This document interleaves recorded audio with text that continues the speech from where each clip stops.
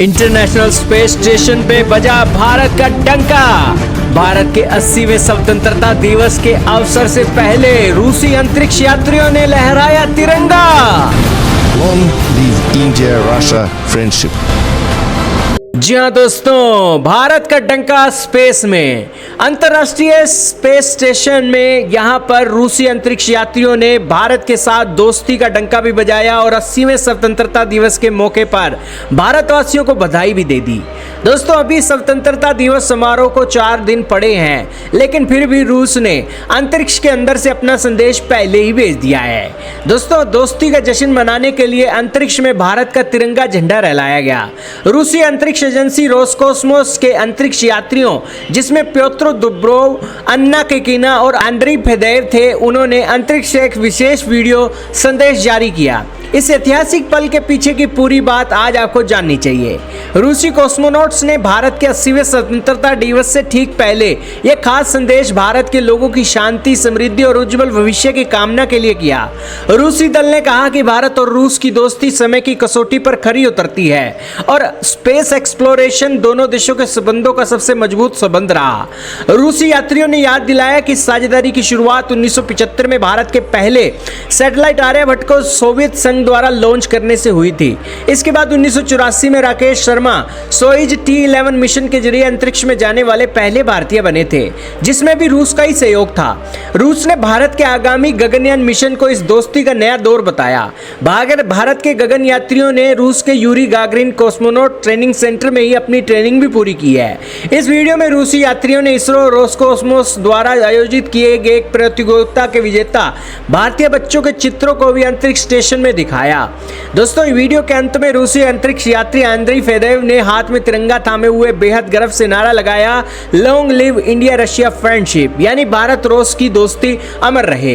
दोस्तों, स्पेस में हाथ पकड़कर भारत को लेकर जाने वाला देश रूस ही था। जब वेस्टर्न कंट्रीज वाले देश भारत का मजाक बनाते थे कि तुम्हें देश में टॉयलेट नहीं है, तुम्हारे देश में खाने के लाले हैं, तब दोस्तों सोवियत यूनियन और रूस उस समय भारत का हाथ पकड़कर हमें अंतरिक्ष में ले गए थे। यही कारण है कि रूस के कॉस्मोनॉट्स यहाँ पर भारत को स्वतंत्रता दिवस की भी बधाई दे रहे हैं और वो चाहते हैं कि भारत रूस से भी तरक्की करे और स्पेस के सेक्टर में भारत अपनी डंका बजाए और अपना झंडा लहरा दे।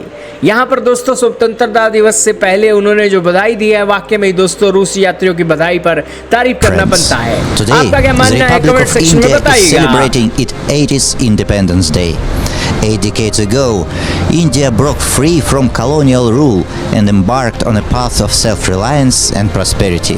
Significantly, this year also marks the 65th anniversary of the greatest feat of human space exploration, historic flight by Soviet cosmonaut Yuri Gagarin.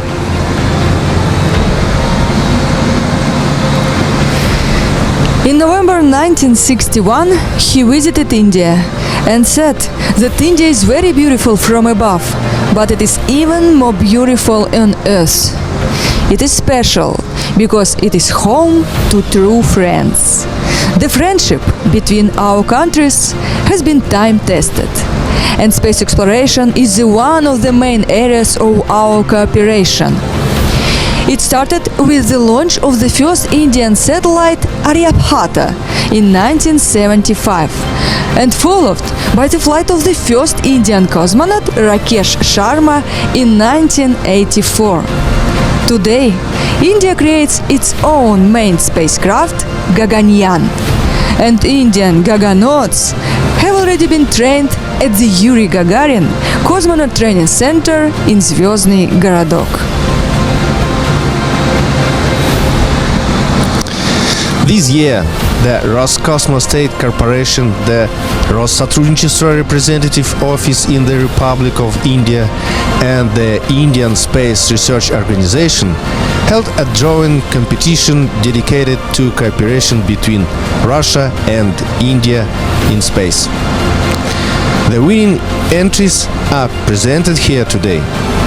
In this surrounding, we are delighted to extend our heartfelt congratulations to the friendly people of India on their Independence Day. We wish them peace and prosperity. Let the dreams inspire future generation to achieve new victories in the exploration of outer space. Long live India-Russia friendship.